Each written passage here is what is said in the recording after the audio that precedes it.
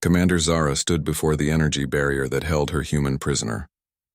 The blue light hummed softly as it kept him trapped in the small cell aboard her ship. She had captured him 3 weeks ago during a raid on a human colony ship. What started as a simple interrogation had become something far more complicated. The human sat on the metal bench, his dark hair falling across his forehead. His name was Alex, and he was unlike any species she had encountered in her 20 years of military service. Most captured aliens begged for mercy or tried to bargain for their freedom. Alex did neither. He watched her with calm green eyes that seemed to see right through her. Zara belonged to the Cathani Empire, a proud warrior race that had conquered dozens of worlds. Her people were tall and graceful, with silver skin that shimmered under starlight and eyes that glowed with an inner fire. They were feared across the galaxy for their military might and cold efficiency. But Alex made her feel anything but cold. She pressed her palm against the control panel, and the barrier flickered off. Alex looked up at her but did not move from his seat. "Your daily meal," she said, setting a tray on the small table beside his bench. "Thank you," he replied in perfect Cathani. His ability to learn their language so quickly had impressed even the ship's linguist. Zara found herself lingering longer than necessary.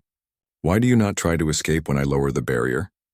Alex smiled, and something warm stirred in her chest.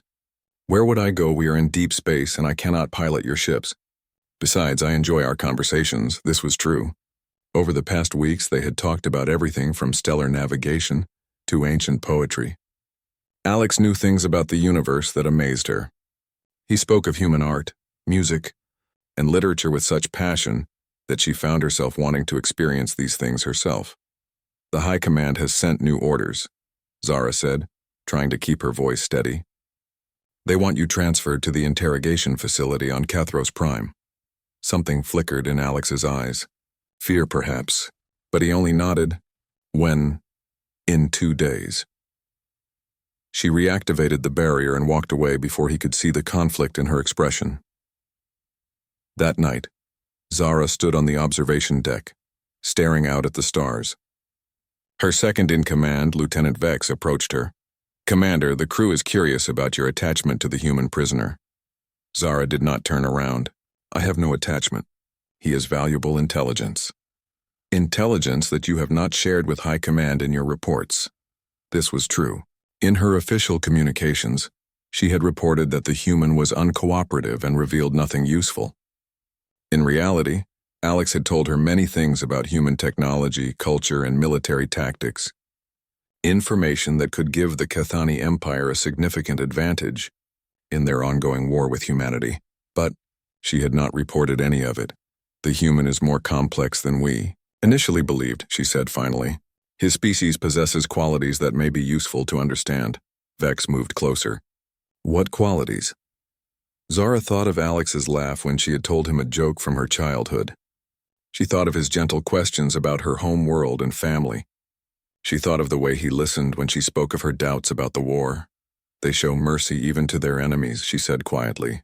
"They create beauty for its own sake. They form bonds that transcend their own survival. These sound like weaknesses, perhaps, or perhaps they are a different kind of strength." The next morning, Zara found Alex sitting in meditation pose on his bench. His eyes were closed and his breathing was slow and steady. She watched him for several minutes before lowering the barrier. "I must ask you something," she said. Alex opened his eyes. "Of course. Why do you answer my questions so freely? You know this information could be used against your people." Alex was quiet for a long moment. "Because I believe you are not the enemy your empire wants you to be." His words hit her like a physical blow.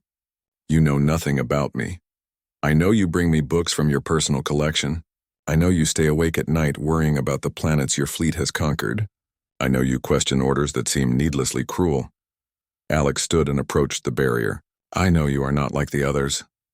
Zara felt her carefully controlled emotions threatening to break free. "It does not matter what I am. Tomorrow you will be taken to Cathros Prime, and they will extract every secret from your mind before they execute you. Then help me escape." The simple words hung between them like a challenge. Zara stared at him, knowing that everything in her life had led to this moment. "You ask me to betray my people. I ask you to save an innocent life. You are not innocent. You are a soldier. So are you. That night, Zara made her choice. She waited until the ship entered its rest cycle, when most of the crew would be sleeping. Moving silently through the corridors, she made her way to the detention level. Her heart pounded as she approached Alex's cell. The barrier dissolved at her touch.